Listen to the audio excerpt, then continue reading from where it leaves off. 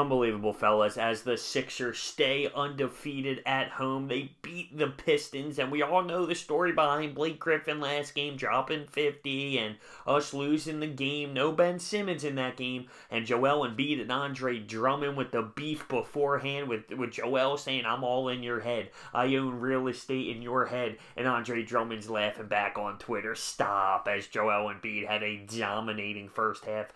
32 points. He just kept getting sent to the free throw line because he was getting fouled over and over again by Drummond and Zaza. They were both in foul trouble early. And you just noticed when he was so dominant down low, when he was in the post, down underneath the basket, he was not getting stopped early in this basketball game. And it was actually a clinic. You did realize he wasn't taking any jumpers. And look what happened. You put the other team in foul trouble, and they have to maneuver their bench. And it was just literally a clinic by Joel Embiid in the first half of this basketball game. He was sent to the free throw line 17 times. It was seriously insane. He was running the floor and getting alley-oops early in this game. His footwork, he was seriously on it and so locked in from the start on this game, and he was backing up his words to Andre Drummond. I mean, Drummond was out there tossing up the ugliest shots I've ever seen. He looked a mess. He ended the night with 8 points.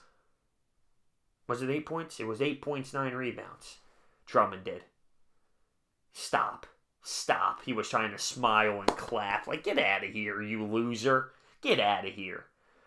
So, we started to double team Blake Griffin early in this game, but that had to be done. We did not do that last game. Brett Brown decided to let's just rock and roll with it, and it didn't work last game. Bang. We double team Blake, and we hold him to 38 points.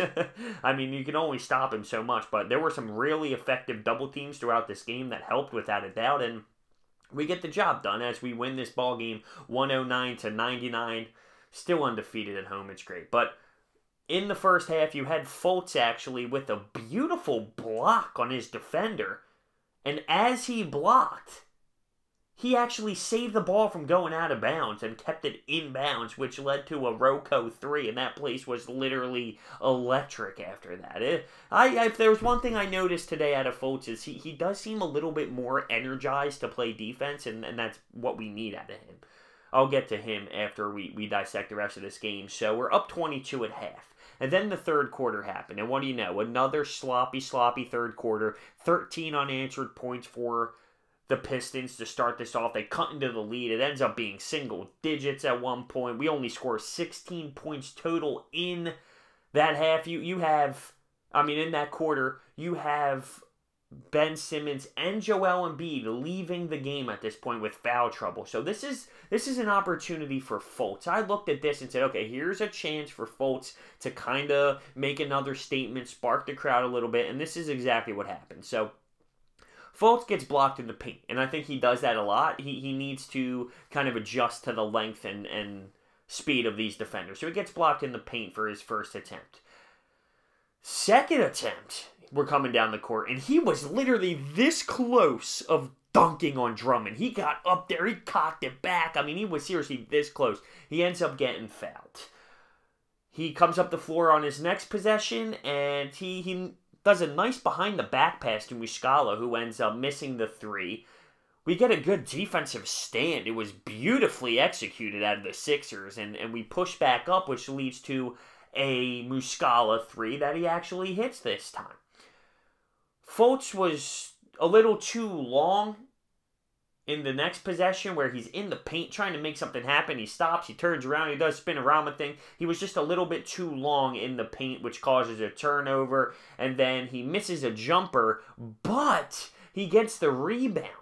So he's working hard to get the rebound, which leads to 2 buckets for us where he gets the assist. So it wasn't great in that span of time, but it wasn't terrible either. He did some energizing things out there. He's working hard on the glass. He's putting effort in. He's playing good defense. He's seeing the court very well. He's hitting open guys.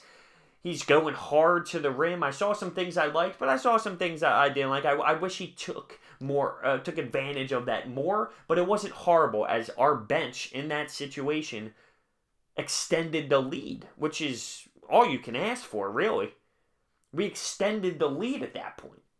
without Ben and Joel. But then Ben enters the game, and we're up 13 by the end of the third, even though it got super, super, super, super sloppy. And at this point, Joel Embiid, after his 32, he was really quiet in the second half. He got interviewed after the game and said, I sucked.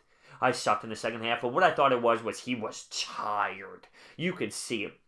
His body, even at the free throw line, at one point he clanked 2 free throws in a row, and then he got back to the line. He hit the first one, and then the second one hit the back iron, went up and went back in. He really should have missed 3 of 4 free throws there, and he was actually falling over after some of these free throws. It just, you could tell he was so exhausted. He was trying to take threes, and he was just dead. He was dead for what he had to do in the first half and how much his body was physically abused in the first half with his back to the basket down low.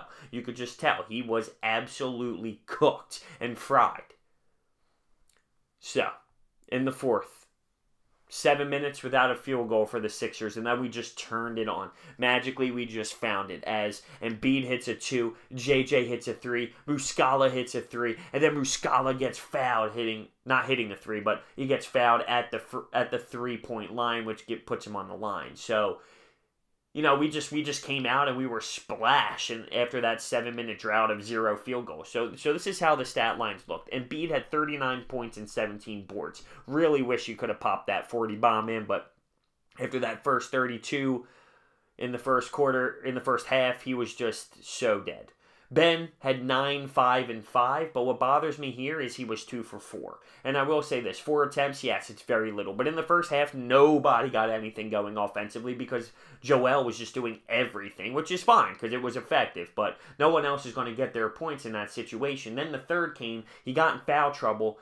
Brett Brown decided to take him out of the game. So there wasn't much time, so I will say that. But 4 shot attempts for Ben Simmons all game, as he ends with 9, 5, and 5. Dario, 5 points, 2 for 6. Another really slow night. He does get an easy layup early. He hits a 3, but late in this game, in the fourth quarter, where they're kind of pushing back and we're only up 5, he takes an ill-advised 3 and just pulls up. But what gives him the freedom to do that when he's been ass for the last, 10 games? I don't know. I didn't like that. Shamet coming off the bench, he had 11 points, 4 for 7. Fultz had 4 points, 3 boards, 3 assists, and he was 1 for 6. So it wasn't a horrible game out of Fultz, but it wasn't great either. It was just, it's hard to get things going, like I said, with Embiid being as dominant as he was.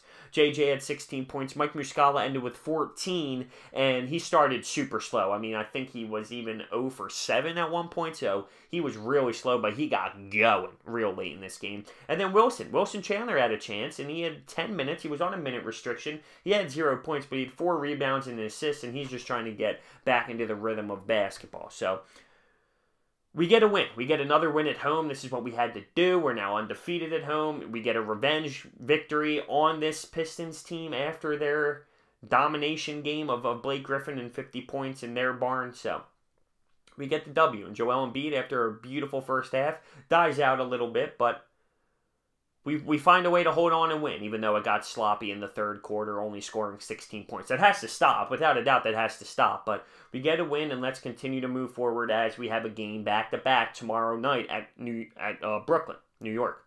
So I was just wondering, is Joel Embiid going to play after he looked this tired? I don't know.